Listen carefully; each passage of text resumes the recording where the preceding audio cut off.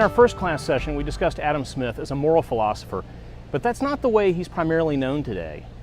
He's more often thought of as the founder of economics and the architect of capitalism, although he was too broad a thinker for any one academic label, and he never used the term capitalism.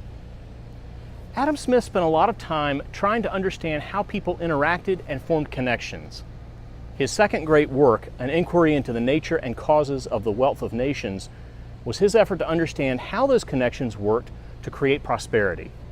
Smith came to believe that increasing prosperity was the best thing we could do to ensure the comfort and security of the poorest people in our society. And that's precisely what he was explaining in the excerpt you're about to read.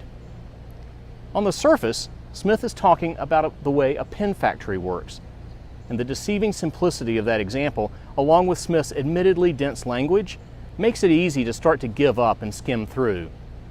But notice that what's really important is Smith's exploration of how human nature is reflected in the pen factory.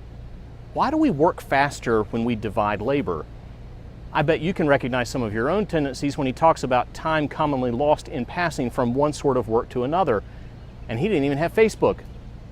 And it's hard to deny the importance of innovation in our society.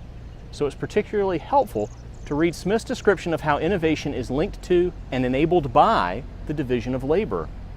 The best success stories are often linked to companies or people that do just one thing and do it really well.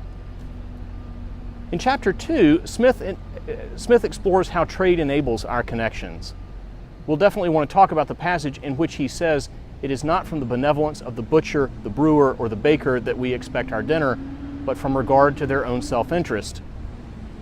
What does self-interest mean in that context? Is it what Cohen was warning us about? Is it something that distances people from each other?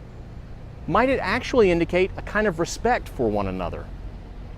This is one of those snippets of literature and history that educated people really should know and understand. Wealth of Nations was published the same year that the United States declared their independence, and Western life has been shaped deeply by Smith's work. We're doing this reading because it's virtually guaranteed to pay a high return.